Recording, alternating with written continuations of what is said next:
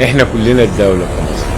ويا رب ايه العمل في حكمتك يائس ومالي امل غير رحمتك. قال لي الدكتور فتحي سرور: انا لو كنت اعلم ان الحبس الاحتياطي بهذه المرارة ما كنت عدلت تلك التعديلات في عهد رئاستي للبرلمان.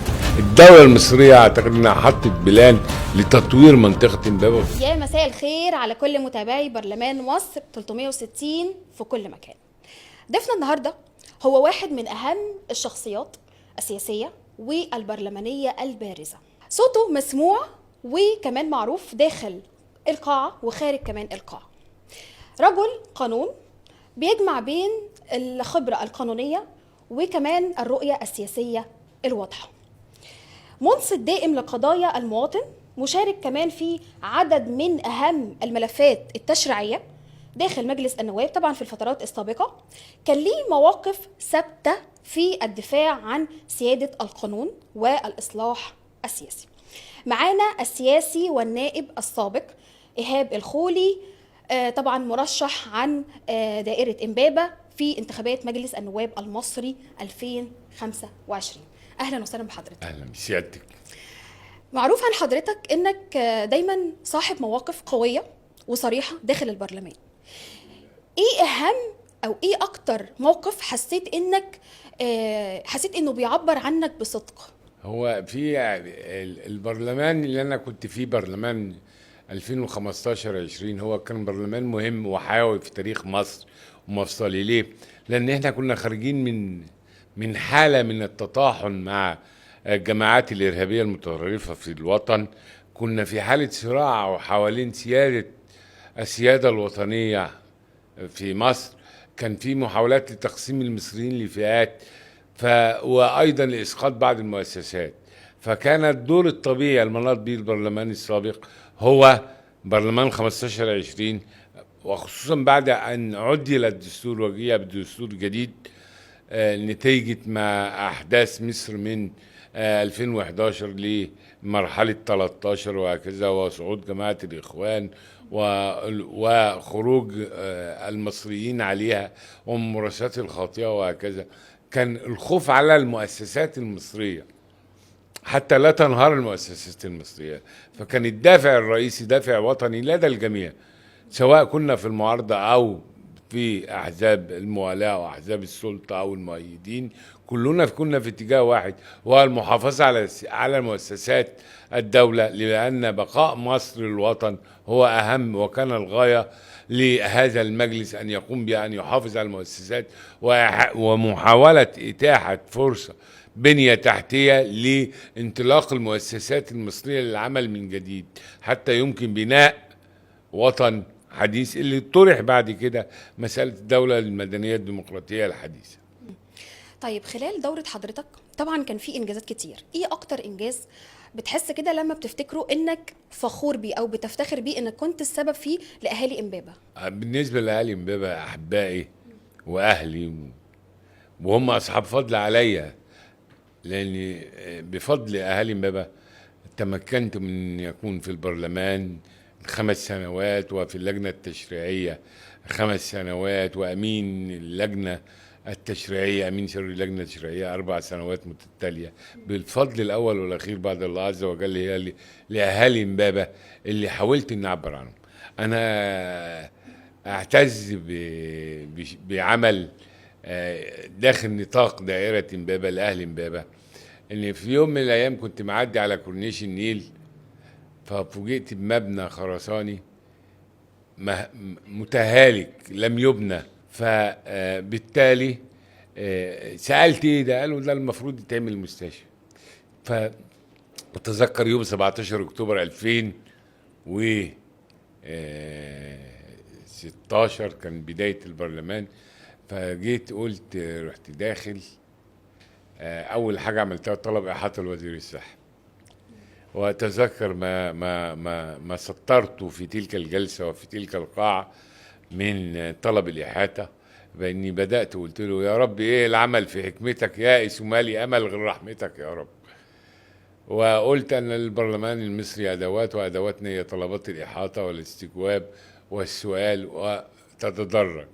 لكنني أتحدث عن إهدار المال العام ان مبنى خرساني بهذا الحجم متهالك ولم يتم التصرف فيه، ومعهد قلب مغلق وواقف على كبسولات بمبلغ 4 مليون جنيه وهكذا، بناء على طلب الإحاطة ده وبناء على إيماني بأن لابد يكون جبنا حوالي 670 مليون جنيه من صندوق من أحد الصناديق العربية دعما لينا. خدنا 670 مليون جنيه وعملنا لهذا المبنى حوالي 11 دور على النيل في منطقة إمبابة، واتعمل معهد كبد. ووعدني أحمد عماد رحمة الله عليه وزير الصحة إن ده هيبقى أفضل معهد كبد في الشرق الأوسط. وأيضا رحنا عملنا كبسولات لمعهد قلب جانبي في أحمد عرابي في إمبابة أيضا، غير المعهد الرئيسي ملحق به وفتحناه. فكانت خطوة يعني أعتقد أنها خطوة جبارة هتستفاد منها الأجيال القادمة، هتستفاد منها مرضى كتير. نتمنى أنه يكتب لنا من الحسنات لما سعيناه في بناء هذا المكان. أيضا في يوم من الأيام كان عندنا مشكلة في إمبابة أن ما فيش وحدة تراخيص مرور، ودي مشكلة أزلية يعني على مدار تاريخ إمبابة. يعني رغم ان احنا يعني عدد سكاننا لا يقل او عدد المقيمين في امبابة لا يقل عن 3 مليون، لا توجد وحدة تراخيص مرور. فلفت امري الامر، فانتقلت للسيد وزير النقل وضغطت واللواء عصام الخولي مضالي واداني 2000 متر، واللواء كمال الدالي كان محافظ الجيزة ربنا يبارك له وقتها اداني 20 مليون جنيه من صندوق المرور، وعملنا احدث وحدة مرور الكترونية في محافظة الجيزة كانت في امبابة. فعملنا مشروعات تستمر مع الناس وللناس جميعا دون محاباة ودون وساطة ودون، يستفيد منها كل مواطن مصري سواء في بدنه أو في خدماته من خلال المستشفى. أو برضو كانت سيدة وزيرة الصحة موجودة، رحنا جبنا منها حوالي 20 مليون جنيه بعض المعدات المستلزمات الطبية وأجهزة أشعة وجهاز سي ار من العمليات في مستشفى التحرير في إمبابة. يعني كان في محاولة للنهضة بعملية الصحة، ولو كتب لنا وقدر لنا نجاح في المرحلة القادمة سوف نستكمل هذا الأمر بأمور أخرى برضو في ذهننا في المستقبل هنقوم بها. لكن أيضا هناك بعض الأمور الأخرى على كافة المستويات قدرنا نتواصل مع السيد مساعد وزير الداخلية للشؤون المالية اللي هو أحمد حجازي، ده راجل محترم، وقدرنا ناخد منه مبلغ 6 مليون جنيه طورنا بيهم اسم آخر، وبالتالي ريحنا العملية الانتخابية العملية الأمنية داخل إمبابة. فبقى عندنا اسم المنيرة واسم إمبابة والاتنين في منطقة واحدة، فتوزع في الشرطة والأمن داخل إمبابة. فكان المنحيات على مستوى آخر. السيد وزير البيئة المحترم خالد فهمي رحت له، كان عندنا مشكلة أزمة الزبالة والقمامة في مصر كلها، قدرت ان اتواصل معاه. عملنا فكرة عبقرية جديدة اللي مش محتاج اني انقل زبالة كل يوم بالشكل المعين في المناطق، فجبنا عربيات كبيرة من النقل تكبس الزبالة وهي واقفة، تقف طول اليوم وفي آخر اليوم تمشي، ما بقاش فيه زبالة في الشوارع الرئيسية. قدرنا برضو مع السيدة منال عوض كانت نائب محافظ الجيزة، قدرت تصرف لنا الكثير من الأموال، وقفت معانا كتير في مجال الصرف في منطقة إمبابة القديمة. 4 مليون جنيه قدرنا نجيبهم برضو منها كنوع من الدعم لأهالي إمبابة. قدرنا نبلط عدد من شوارع الفرعية الكتير لأن الناس كانت بتتعب في الشتاء، قدرنا نعمل نوع من أنواع البنية التحتية. ده جزء حاولنا نعمله في فترة 15-20، وكان معايا زملائي برضو متعاونين من السادة النواب يعني اللي كانوا موجودين معايا في الدورة دي. واعتقد ان ده كله بفضل حاجة واحدة بس، ان مجرد ان احنا نحس بالناس فنعبر بالناس. عشان كده احنا بنقول لابد ان احنا لما نقول للناس نكون صادقين، عشان الناس تبقى في لنا مصداقية عندها فتؤمن باللي احنا ممكن نعمله. عملنا عدد من المدارس وفتحنا مدارس عشان نقلل من كثافة الفصول، ودي كانت معركة كبيرة جدا مع السيد المحافظ وقتها، وقدر يسمح لنا ان احنا نعدي شويه في الفصول ونبني بعض الاماكن بفصول داخل المدارس، محاوله للاهتمام بالعمليه التعليميه. فان شاء الله في المستقبل برضو في بعض الامور الكتيره لتطوير امبابه، هنسعى لتطوير امبابه تطوير كبير ان شاء الله. واعتقد ان الدوله المصريه ابتداء، وانا الكلام ده بقوله مش ان انا كنائب هعمله، لا، او كمرشح ان اكون نائب اذا كتب لي النجاح. الدوله المصريه اعتقد انها حطت بلان لتطوير منطقه امبابه وتطوير الكورنيش في مصر. حلو قوي. طيب حضرتك طبعا قدمت نموذج مشرف ومميز في الدورة بتاعت حضرتك. بالنسبة للمرحلة القادمة، ايه اكتر الملفات اللي انت حابب انك تتابعها وتطورها؟ احنا الحمد لله بفضل الله كان عندنا منطقه مميزه الدوله نظرت لها بعين الاعتبار، السيد الوزير الفريق كامل الوزيري بص ليها، وعملنا اتعمل في عندنا في امبابه محطه بشتيل كبديل لمحطه مصر، محطه كبيره. فمنطقه السكه الحديد دي بتحتاج لمنطقه اسمها عزبه المزار، عندنا بعض الكباري العلويه اللي هي متحركه اوتوماتيكيا متحركه عشان بس حوادث القطارات وهكذا، يعني نحتاج نهتم بالمساله دي. الحاجه الثانيه الخطوط الداخليه، المواصلات الداخليه، خصوصا بعد ما مترو الانفاق يسر علينا داخل منطقه امبابه، وبعد ما قدرنا بعد معاناه في الدوره اللي كنا فيها ان احنا نتعاون لانجاز هذا المشروع القومي المهم جدا. هنحتاج برضو النوع من انواع الاهتمام، مساله المواصلات، الصحه محتاجه، اعتقد المدارس محتاجه. عندنا منطقه داخل المنيره الغربيه منطقه كبيره جدا، من هم عاوزين يعملوها منطقه استثماريه، الدوله شايفه انها منطقه استثماريه، واعتقد اني اهلا بالمعارك السياسيه القديمه مع الدوله المصريه ان احنا اعتقد ان المنطقه دي لابد ان يكون فيها جانب خدمي كبير، لابد من بناء جامع، بناء كنيسة، بناء مدارس، بناء مركز شباب، بعض الخدمات الحيوية في البداية لأهالي امبابة، يعني ادونا حتة يعني لأهالي امبابة نخدم بيها. اعتقد ان ده من الممكن. يعني احتاج برضو بعض الصحة، لان هناك بعض الناس التي اعطت للناس من الاعمال الخير وغيره لابد ان يكرموا بعد ما ماتهم من اهالي امبابة، ان احنا نهتم بالمراكز الطبية داخل امبابه، لان مساله الصحه مساله مهمه جدا. تطوير الاسواق في امبابه ده امر مهم جدا، هيحصل تطوير انا عارف ونهضه بفتح طرق ومنافذ جديده ما بين الجيزه والقاهره من خلال امبابه، فده هيتم التطوير ونهضه خلال 5 سنين. اعتقد ان امبابه هيبقى فيها نقله تانيه في المرحله الجايه على سنه 29 30 باذن الله. طيب عايز اسال حضرتك، هل في قوانين معينه او تعديلات معينه لازم انها تطرح في المجلس القادم؟ لابد ان يكون هناك فلسفه للتحرك، سواء على المستوى الاقتصادي او على المستوى السياسي او على المستوى الاجتماعي.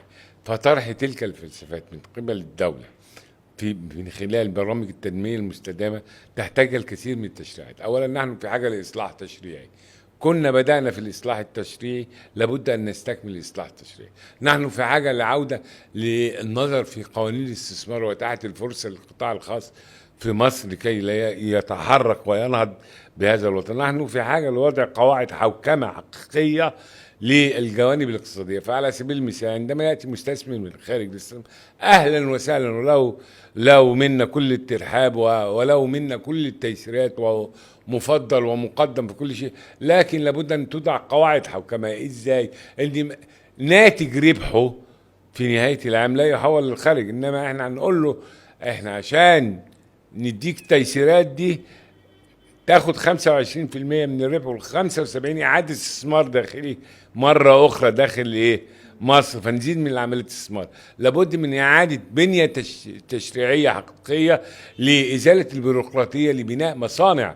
لن ينهض هذا الوطن الا بالصناعه، الصناعه سوف تاتي بفرص عمل، الصناعه سوف تاتي بطرق وبنيه تحتيه جديده في الوطن، الصناعة سوف تنقل مراكز إسكان وتحد من التضخم السكاني في كثير من المناطق، الصناعة سوف تحد من كثير من إمكان الأموال التي ننفقها للاستيراد، سوف تحد من الاستيراد الصناعة هي نهضة حقيقية لهذا الوطن. أعتقد أن عشان تكون نهضة حقيقية لابد من بنية تشريعية تتيح فرصة استثمار في الجانب المالي والجانب البيروقراطي، الجانب القانوني، كثير من الجوانب في هذا المجال. في المجال السياسي لابد من طرح رؤية جديدة، لابد من طرح رؤية وفتح مجال السياسي لكافة الأطياف والقوى السياسية التي لم تلوث يدها بالدم، والتي تؤمن بأن مصر وطن لكل المصريين، وأنه مصر وطن يحيا فينا كما نحيا فيه، وأن مصر أولا وقبل كل فرد، وأن الدين لله وأن الوطن للجميع. هناك كثير من التشريعات التي يجب أن لابد أن نهتم بتشريعات التعليم لبناء شخصية وطنية قومية لدى المصريين تجيد الانتماء للأمة المصرية. يجب أن نعود أمة مصرية كما كنا في الماضي، نقود المنطقة العربية ونقود الوضع الإقليمي ونكون رقم فعال على المستوى السياسي في العالم. لأن احنا في يوم من الأيام لما جم يعملوا في أوروبا مشروع مارشيل طلب من مصر أنها تساهم في إعادة إعمار أوروبا التي دمرت في الحرب العالمية، لأننا كنا دولة قوية. وآن الأوان أن مجد أجدادنا يحتم علينا أن نحافظ على هذا التراث لعودة مصر التي نؤمن بها. ايه رأيك في موضوع القانون الإجراءات القانونية؟ الجنائية عفوا. إجراءات الجنائية. قانون الإجراءات الجنائية محتاج برضو نظر في مسألة الحبس الاحتياطي ومسألة الاستجواب، أن تعطي الاستجواب لمأمور الضبط القضائي. هذا الأمر يضع نوع من أنواع الشبهات عدم الدستورية، تمام؟ لأن المشرع القانون نفسه لما اتعمل سنة 51 لما اتعمل هذا القانون أعطى الاستجواب حق أصيل المتهم وللمحامي والمتهم أن يرفض الاستجواب أمام المحكمة وأمام النيابة العامة. فكيف يمكن أن تجبريه على الاستجواب أمام مأمور الضبط القضائي؟ فبرضه قضية مسألة الحبس الاحتياطي في حاجة إعادة نظر. لابد من وضع حد ونطاق لتطبيق نصوص الحبس الاحتياطي، لأن أصعب شيء هو قيد الحرية. أتذكر أن الدكتور فتحي سرور رحمة الله عليه سنة 2016 أصدر آخر موسوعاته وكتاباته العظيمة الوسيط في الإجراءات الجنائية، فدعاني لمكتبه صباحا لاحتساء القهوة معه، وفي هذا اليوم أعطاني كتابه الوسيط وأهداني إياه وأتشرف بذلك. فكان الدكتور فتحي سرور وهو فقيه وعلامة القانون الجنائي والإجراءات الجنائية حبس احتياطي في موقعة الجمل ظلما وتنكيلا به، فكان متأسي ومتأثر بذلك. فقال لي حين ذاك أن أصعب شيء أنه شعر بقيمة الحبس والظلم من نتيجة الحبس الاحتياطي، وخصوصا أنه برئ فيما بعد، ثم جاء بقانون الإجراء بكتابه الوسيط لكي يشير ما حدث في فرنسا، أن هناك بعض القضايا التي حبس فيها متهمين في فرنسا، فخرج النائب العام الفرنسي ليعتذر للشعب الفرنسي ويعتذر للمتهمين على الهواء مباشرة لما تم من حبسهم. فقال لي الدكتور فتحي سرور: أنا لو كنت أعلم أن الحبس الاحتياطي بهذه المرارة ما كنت عدلت تلك التعديلات في عهد رئاستي للبرلمان. فالحبس الاحتياطي يحتاج إلى مراجعة أيضا من حيث النطاق والزمن ومبررات وإجراءات الحبس. لا يجب أن لا يكون على الإطلاق لما فيه، لأن بيصبح أحيانا الحبس ليس للمتهم ولكن حبس لذويه وأهله وأهليته. طيب أنا كمان عايز أعرف رأي حضرتك في قانون الإيجار القديم، لازم نتكلم عنه. والله هو هذا القانون هو قانون خلافي، لأن هناك وجهتين نظر وكلاهما على حق، متضادان ولكن كلاهما على حق.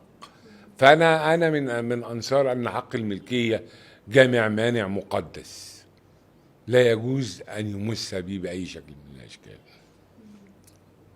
وهذا يعطي في جانب المالك. ولكني من أنصار البعد الاجتماعي، وأن طبيعة التعاقد الذي تم في نطاق هذا الإجراء كان من خلال عقود ارتضى بها الطرفين آنذاك، وان كان فيها نوع من انواع التعسف، لكن التصرف اللي يتم بنص الماده بخروج الناس من البيوت اعتقد ان ده شيء بعد 7 سنوات شيء مش من الممكن ان تستطيع انك تتزايدي في المساله، تقولي مثلا بايه ان القيمه الايجاريه تزيد بشكل دوري، فبالتالي بتدي نوع وتعطي بتدي نوع للمالك من التعويض، وفي نفس الوقت بتحافظي على الاسكان. افتحي الباب، افتحي الباب الاول كدوله، افتحي الباب وقولي انا هحجز، واهو خدوا 500,000 شقه اهي، والناس تصدق ان في شقه هتاخدها معايا. اما الناس تصدق ان في شقه هتاخدها اعتقد ان هيبقى في تجاوب في المساله. والمساله دي كلها مساله دي لان اجدادنا كانوا عباقره. اما عمل السنهوري العقود وقال ان العقد شريعه المتعاقدين وهكذا، اما عملوا ده وطبقوه على قانون الايجار الاصلي كان ما كانش فيه مشاكل. انما كل الاستثناءات اللي تمت بعد كده عملت مشاكل. اعتقد ان هو بس المعالجه يعني الهدف نبيل، لكن المعالجه كان فيها نوع من انواع التعسف يعني لصالح الملاك على حساب المستاجرين. وبالتالي يعني انا شايف ان المساله محتاجه تروي شويه في حته الطرد، محتاجه في التطبيق يكون تطبيق لاجيال مش لكل الاجيال. يعني ما ينفعش اجي اقول للجيل الثالث يمتد ماشي يخرج، لما اجي اقول له دول ماشي. لما تيجي تقول لي الشقق المغلقه اعالج الاول قصص الشقق المغلقه، اعالجها الاول اقعد 3 سنين اعالج فيها لما الناس تحس ان فعلا الشقق المغلقه رجعت للناس، اللي عندها اكتر من سكن ايجار، لما الناس تحس انها رجعت للملاك شقق بقى في مرونه وفي عرض وطلب، فالحده هتخف. لما تيجي تقول الجيل الثالث ما يكملش هخرجه بعد 7 سنين هيبقى مقبول. ما تيجي تقولي في المسائل التجاريه يتم التوافق طبقا للسوق والعرض والطلب، ماشي انا عندي استعداد ادفع الايجار ما تخرجنيش، بس هدفع ايجار المثل. انت هتخرجني عشان تدخل حد مكاني في المحل التجاري، طب اللي جاي مكاني هيدفع قد ايه؟ هيدفع قد كذا، هدفع زيه، يبقى انت مش محتاج تطلعني. وده برضو حلول تبدا تطبق، لان دي حالات مختلفه وبالتالي المعايير في التطبيق مختلفه. وبصراحه الله يكون في عونهم اللي دخلوا القانون ده، لان هو الخلاف يعني وجهتي النظر زي ما انا قلت لحضرتك الاثنين اصحاب حق، ولكن وجهه النظر متضاده بينهم. حضرتك ازاي بتشوف التوازن بين دور النائب التشريعي ودوره الخدمي؟ هو هنا بقى انت دوستي على يعني كبد الحقيقه. المشكله ان مفيش محليات، لان المجالس المحليه دي اولا مدرسه للاجيال القادمه للتعامل في انك بتطلع لك اجيال في مجلس الشعب، اجيال في مجلس النواب، اجيال سياسيه من خلال التعامل في البدايه تكون مجالس المحليه. المجالس المحليه التي تهتم بشؤون الشوارع، كل شارع وكل حاره، كل بيت، كل اسم، كل مركز، كل حي، كل محافظه، وبالتالي هي تهتم بأمور الناس اليومية المباشرة. المجالس المحلية هي التي ترتبط ارتباط مباشر ما بين المواطن وما بين مؤسسات الدولة. المحليات فيها كل شيء، تمام. ما فيش مجالس محلية، ما فيش رقابة على المحليات، ما فيش ناس تعبر عن مطالب الناس، تمام. بالتالي المسألة بتبقى بيقع ده كله على عبء مين؟ النائب. اديكي مثال عملي في مجال الخدمات. كانت لما تيجي ميزانية مثلا ميزانية حي امبابة عندنا حي شمال 10 مليون جنيه، فكان بيقعد السيد رئيس الحي في مكتبه يقوم مهندس ال 10 مليون يتصرفوا بايه حسب مزاجه، كويس، او حسب رؤيته، تمام. انما لما احنا جينا بقى في 10 نقول له اقف بقى والنبي طلع لنا 7 مليون للايه؟ للتبليط الشوارع، و2 مليون لإنارة العواميد مثلا، وهكذا، كويس. لما يبقى في مجلس محلي فبيطلع من كل تمثيل من كل شيخ وكل منطقة ناس، فبتبقى عارفة المنطقة محتاجة ايه، فبتنقل ده الأحياء. لما تيجي ميزانية الأحياء يقولوا خصصوا لنا هنا جزء قد كذا قد كذا كذا. فتيجي ميزانيه المحافظه لان في تمثيل داخل المحافظه المحليات يقول له خصصوا لنا كذا. لما يكون في اخطاء يقولوا اقفوا. بيتعمل لجان جوه المجالس المحليه، لجان لخدمات المواطنين، فبتشيل عبء كبير عن النواب. فما فيش مجالس محليه بقى لنا 12 سنه. احنا محتاجين ايه؟ انتخابات مجلس محلي. لو اتعملت هيبقى الدور الخدمي كله راح لمين؟ للمحليات. يتبقى للايه؟ البرلمان ياخد الدور التشريعي، يعني يطلع قوانين ويشرع قوانين عشان يريح المواطنين ويمشي مؤسسات البلد. ودور تاني دور رقابي، يقف يقول يحاسب الوزير ده ويحاسب الجهة الفلانية، يراقب عليهم. يبقى البرلمان بيقوم بدوره كله كامل 100%، المحليات بتقوم بدورها كامل 100%. في لا مركزية في العمل، في انطلاقة في المسائل. فما فيش ده، فبيؤدي لايه بقى؟ ان ما فيش محليات. اني انا كنائب ببقى الرقابي والتشريعي والخدمي وكله مطالب مني من مجهود وذهن ووقت وهكذا. وانا مش هقدر اكون معبره، مش هبقى اكون حافظ كل حاره فيها ايه. انما المحليات لما تيجي هيجي واحد من كل حاره، فاحنا عاوزين نعبر عن الناس وعاوزين نحل مشاكل الناس. فهنا ده الايه المساله في كده. اعملوا لنا محليات ونعمل انتخابات المحليات. المحليات فيها ميزه، يعني لو جيت انت عندي انا في امبابه وقلت محليات هيبقى في 40 واحد، شوفي هيطلع منهم 30 شاب مثلا، يبقى عندك 30 شاب مؤهلين سياسيا ضمنتيهم لايه؟ للمستقبل 5 سنين. افرزي منهم، يطلع منهم 2 نواب للمستقبل عندهم خبره، ده يبقى شيء كويس. الحاجه التانيه عندك 40 واحد تقسميهم على امبابه على 40، تيجي تقولي امبابه دي بقت 40 مكان بنجيب منهم ناس تقول خدمات. اعتقد ان ده هيريح الناس اكتر. مظبوط ولا لا؟ فك الشغل ال 40 ده كله بتديه لايه؟ لواحد يعمل له هو نائب او 2. امبابه ممثله بمقعدين، يبقى تدي لي 2 نواب، يبقى مطلوب انهم يعملوا شغل ال 40 دول ويرجعوا يعملوا شغلهم في المجلس من الناحيه التشريعيه والرقابيه. فهي المساله محتاجه التشريع يخش بعمل الانتخابات او قانون الانتخابات. وبعدين على فكره هو ده ممكن يتعمل بسهوله يعني. اتفضل. حضرتك شايف ان في ملفات خدميه معينه لازم انها تكون من اولويات العمل البرلماني في الفتره المقبله لاهالي امبابه؟ طبعا انا محتاج في امبابه عندي مثلا، محتاج وحده جوازات، محتاج مستشفى متخصص اخر. احنا عملنا الكبد، يبقى فاضل ايه؟ عاوزين حاجه متخصصه للمخ والاعصاب وحاجه متخصصه للكلى. نكمل. وانا عندي اساسا انا شغال على كذا فدان موجودين عندي، ممكن يتعمل فيهم اللي هو في مستشفى الحميات.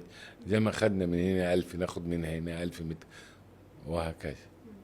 وكانت احدى الزميلات عملت مستشفى للادمان، فبقى عندنا مستشفى صدر وادمان وكبد وحركه وسمع وكلام. عندنا كذا مستشفى، عندنا مستشفيات كتير متخصصه. احنا نقدر نخدم اكتر من محافظه، اكتر من 5 محافظات حوالينا. احنا هنا في امبابه بس نقدر نعمل كده. يبقى نظره لامبابه هتبقى ايه؟ بتريح محافظات جنبي كتير. طيب نيجي لسؤال بقى، ايه رأي حضرتك في التمثيل البرلماني والعملية السياسية والأحزاب في مصر؟ والله الاحزاب السياسيه هو في حاله من حالات الاغراق في الاحزاب السياسيه في كتير، لكن لابد ان الاحزاب تبقى يعني اصحاب ايديولوجيه. تمام. هي وضحت الرؤيه شويه لبعض الاحزاب، يعني في اتجاه موجود في مصر، اتجاه الناصري او القومي العروبي، ده معروفين. عدد من الاحزاب اعتقد انهم لو بقوا حزب واحد هيبقى شيء كويس، او حزبين معايا يبقى كويس. نفس الشيء بالنسبه للقوى الليبراليه، عندنا احزاب كتيره زي حزب الوفد، حزب المحافظين اللي انا بنتمي ليه، حزب المصريين الاحرار، حزب الدستور، تمام، هكذا حزب الاصلاح والتنميه. يعني في تنوع في الاحزاب الليبراليه الموجوده في مصر. في احزاب بتبقى ميلها للسلطه او الدوله او داعمه. كلنا يعني كلنا اصل الدوله، احنا كلنا الدوله. احنا كلنا الدولة كمصريين، انما في احزاب بتبقى داعمة للحكومة معايا، زي عندنا حزبين كبار او 3 بهذا الشكل. فبالتالي اعتقد ان البرلمان القادم سوف يكون في تمثيل متنوع من الاحزاب، وده شيء بيسر الحياه السياسيه اذا تمكنت الاحزاب السياسيه داخل البرلمان من استخدام ادواتها المتاحه طبقا للدستور وطبقا لقانون مجلس الشعب.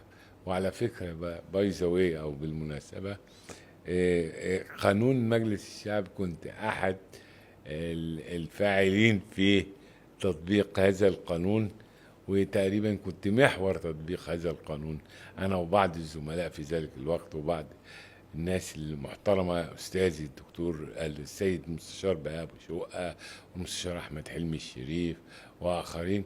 عملنا هذا القانون يوضع للبرلمان بس. بقى حظي السعيد انه ما وضعش للبرلمان بس، وضع لكل البرلمانات المصريه في المستقبل بامر الله.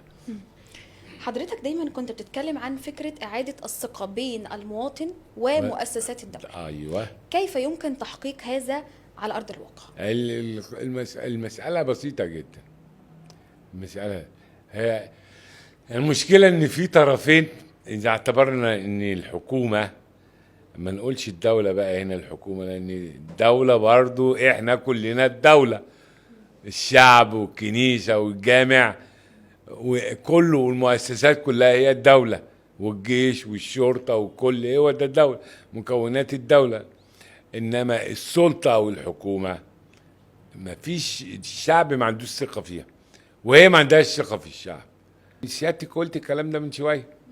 فعلى سبيل المثال لما نيجي يقول ايه احنا عاوزين نطور المنطقة الفلانية ونشيلها، ماشي يا سيدي، لو حد قالك ان هو ضد التطوير يبقى مخطئ، ماشي. بس انا قبل ما اشيل يا سيدي اكون وفرت البديل وجهزت اماكن الناس الاول.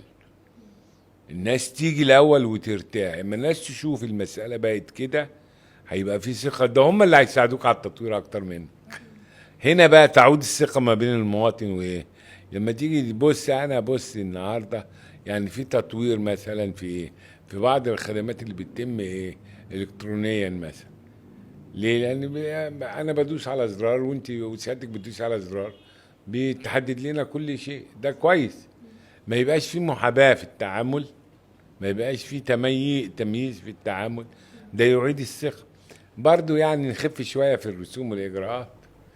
الرسوم انت قلتي انت قلتي يبقى كلنا بنقول معايا، بس يعني احنا بنستحمل وكل حاجه، بس نخف شويه يعني حبه للناس يعني نقول لهم خير، نقول له وزير الماليه رحماك يا مولاي.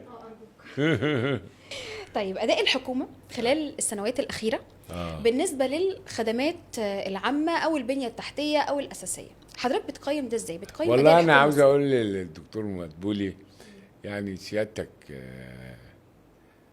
مشكورا في الفترة اللي فاتت استحملتنا، فكفاية علينا كده.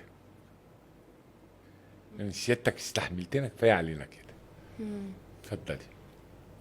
طيب في المؤتمر الأخير اللي اتكلم فيه السيد الرئيس عبد الفتاح السيسي وقال قوة الدولة بتبدأ من وعي المواطن، شايف الجملة دي ازاي؟ شايف ان ايمان المواطن بان مصر وطن يستحق اكثر مما هو فيه من مكانه. اذا المواطن امن بده، هو دي جوهر الرساله، قوه الدوله. هي دي قوتنا في وحدتنا، قوتنا في عظمتنا وانتمائنا ان احنا مصريين. هي ده مكمن القوة الحقيقية. قوتنا في تراثنا، قوتنا في عطائنا للإنسانية، قوتنا في التقدم. ولادنا لازم يتعلموا كويس، يتعلموا كويس. التعليم غير المعرفة. ولادنا لازم يتعلموا ويبقى عندهم معرفة. اللي فاتنا هم يكملوه عشان بلدنا تبقى أحسن مننا بكتير. أجدادنا عملوا اللي يوصلنا نقعد نتكلم براحتنا دلوقتي. أجدادنا وصلونا نبقى أحرار في وطننا، ووطننا حر. إحنا علينا نزرع في ولادنا إن مصر تنطلق، ومصر هتنطلق إن شاء الله بإذن الله. طيب بالنسبة للوضع الاقتصادي، طبعا هو اتأثر في العالم كله مش في مصر بس طبعا حضرتك كرجل قانون ونائب سابق في البرلمان مجلس النواب المصري،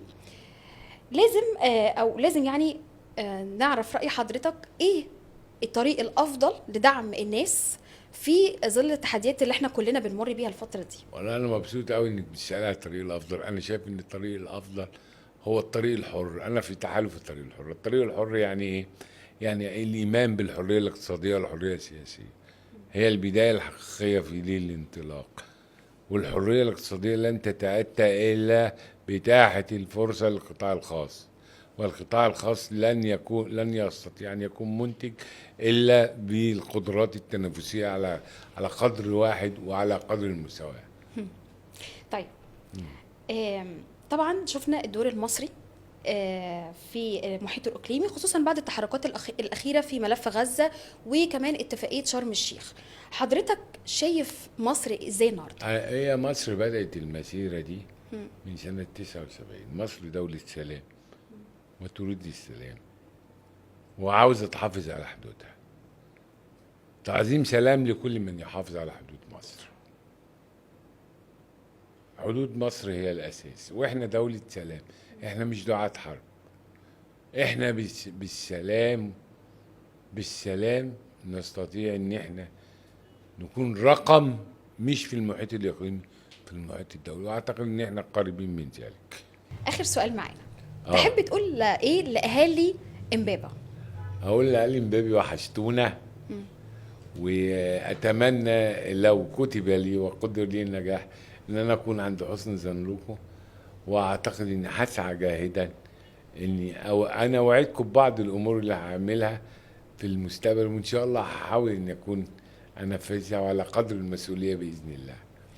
طيب احنا لحد هنا خلصت حلقتنا، وبشكر حضرتك جدا جدا على وقتك، وبتمنى لك كل التوفيق والنجاح. أنا متشكر قوي، وأتمنى لكم التوفيق، وأتمنى أشكركم على هذا اللقاء اللي كان طلعته اللي جوه الواحد حاجات كتير. أشكرك. شكرا. بشكر حضرتك على وقتك، وبتمنى لك كل التوفيق والنجاح. شكرا. وبهدي لحضرتك بقى الورده لانه رمز حضرتك البوكيه، وبتمنى لك كل التوفيق. متشكر قوي. اتفضل. وردتين يعني وردتين عشان انت رقم 2. ميرسي قوي يا فندم. شكرا. شكرا جدا لحضرتك. اون مصر، الحياه لحظه بلحظه.